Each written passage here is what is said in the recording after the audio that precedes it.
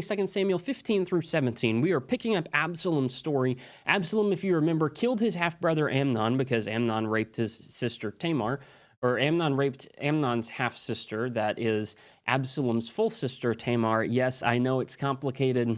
I can't deal with it. I was not the one who named them all these different things. I was not the one who came up with the story. Bless. As you go through this section, you see not Amnon, Amnon's dead. You see Absalom's rise to power and ultimately kind of his downfall as well. You'll see that especially as we get into tomorrow's reading, starting in chapter 18.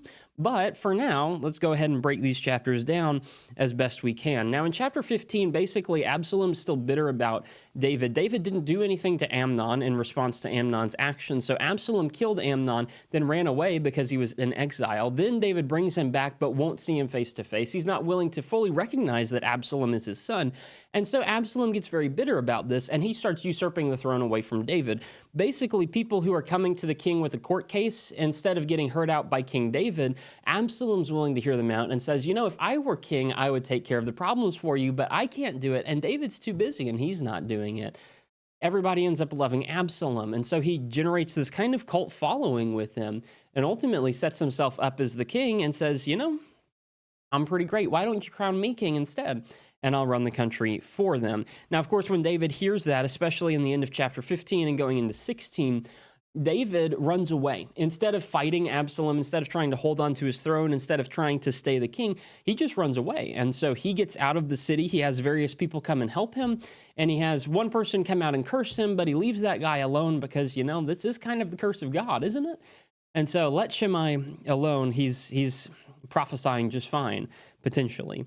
When David has all of his people following him, there is one guy, his name is Hushai, and he's mentioned in chapter 16 and verse 16. His friend Hushai comes out and wants to go with David, but David says, no, you need to go back to the court. You need to be my spy in the court. You need to try and give Absalom a bunch of bad advice to get him kicked out of being king, and then David can come back. Ultimately, David doesn't want to fight Absalom, but he does want his throne back in a peaceful way. And so he sends Hushai in to kind of corrupt the advice that Absalom has given.